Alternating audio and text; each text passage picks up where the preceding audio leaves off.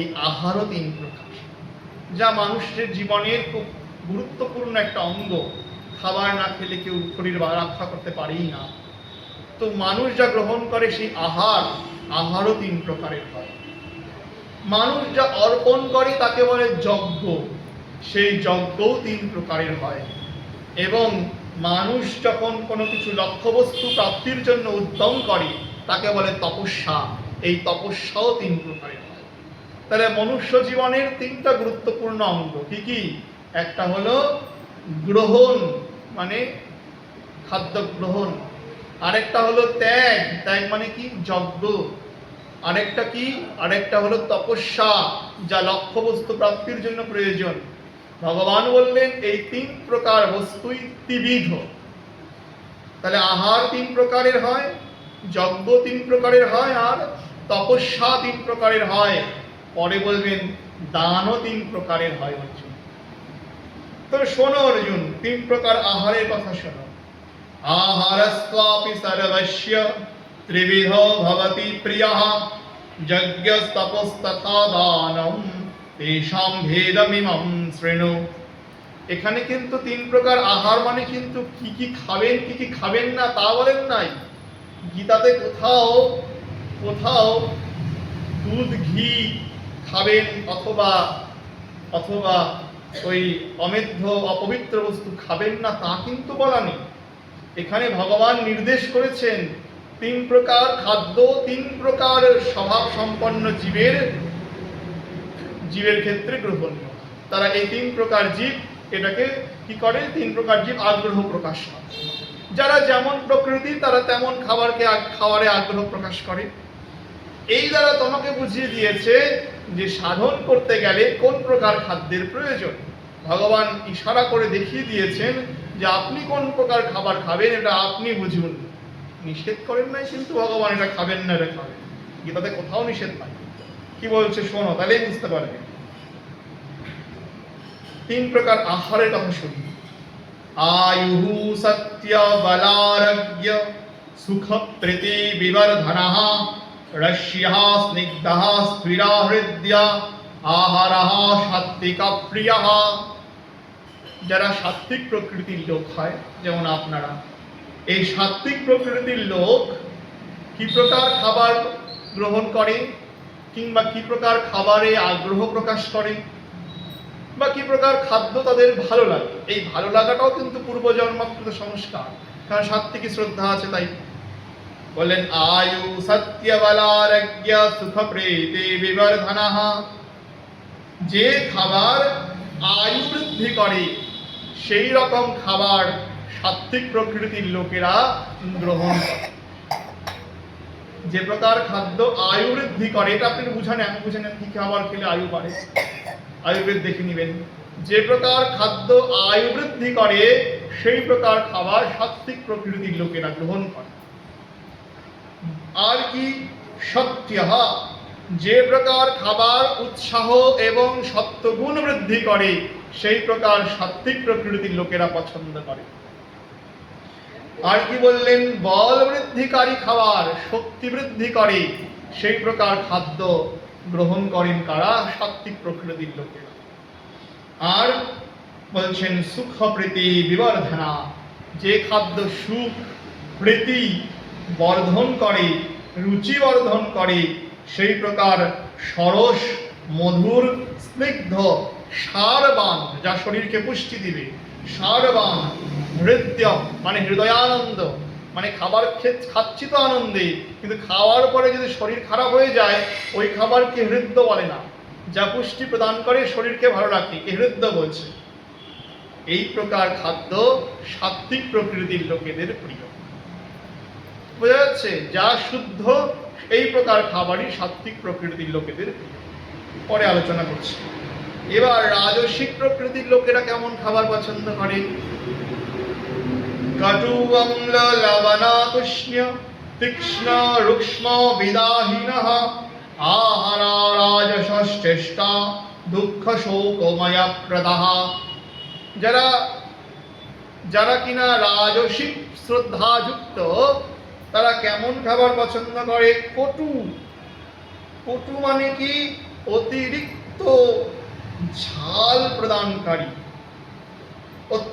আর কি অত্যন্ত উষ্ণ, একদম রান্না করা কড়াই থেকে নামিয়ে খাবার খায়, মানে অত্যন্ত উষ্ণ, অনেক লোক অত্যন্ত উষ্ণ মানে গরম। অতি অম্ল, অম্ল মানে কি খুব টক, অতি অম্ল। টক খাবার কিন্তু অসাত্বিক না, কিন্তু অতি টক কিন্তু অসাত্বিক, রাজসিক, যা কিন্তু শরীরের পক্ষে ক্ষতিকারক। আচ্ছা, অত্যন্ত লবণাক্ত খাবার, অত্যন্ত লবণাক্ত খাবার রাজসিক ব্যক্তিগণের প্রিয় হয়। আর তীক্ষ্ণ বিদাহী, তীক্ষ্ণ বিদাহী মানে হলো, মানে বলে দিচ্ছি, সরষা জাতীয় খাদ্য, যা খেলে মুখ জ্বলে, পেট জ্বলে, এইরকম অতিরিক্ত সরষা জাতীয় খাদ্যকে বলছে তীক্ষ্ণ বিদাহী। রুক্ষ, রুক্ষ মানে শুকনা শুকনা খাবার, শুকনো শুকনো খাবার, এই সব খাবার রাজসিক ব্যক্তিগণের প্রিয়, যা কিনা কি প্রদান করে, কষ্ট এবং শোক প্রদান করে। খেতে তো ভালোই লাগে, খুব সরষা দিয়ে চচ্চড়ি খেতে তো খুবই ভালো লাগে, কিন্তু তারপরে কি হবে, তারপরে কি হবে, তারপরে শরীর অসুখ করবে, পেট জ্বলবে। তার মানে পরিণাম, খেতে ভালো লাগে, জিহ্বায় ভালো লাগে, কিন্তু পরিণামটা কি, পরিণামটা হলো দুঃখ শোক ও মায়া প্রদান, সেটা দুঃখ এবং শোক প্রদান করে। আমরা যদি মনে করি যে সাত্ত্বিক খাবার, সাত্ত্বিক খাবার যদি অতিরিক্ত পরিমাণে খাই, আর সাত্ত্বিক তো দুধ, সাত্ত্বিক তো লাবড়ি, মিষ্টি, দই, এগুলা যদি অতিরিক্ত পরিমাণে খাই, সেটা কিন্তু রাজসিকে রূপান্তরিত হয়ে যাবে, সেটা কিন্তু রাজসিক খাদ্যে রূপান্তরিত হবে, যা কিন্তু শরীরে অসুখের সৃষ্টি করবে। খাবেন, দেখবেন ঘি খাওয়া ভালো, কিন্তু অতিরিক্ত ভালো না, দুধ ভালো, অতিরিক্ত ভালো না, এবার সব সাত্ত্বিক, সাত্ত্বিক খাবার অতিরিক্ত হয়ে গেলেই রাজসিকে রূপান্তরিত হয়ে যাবে।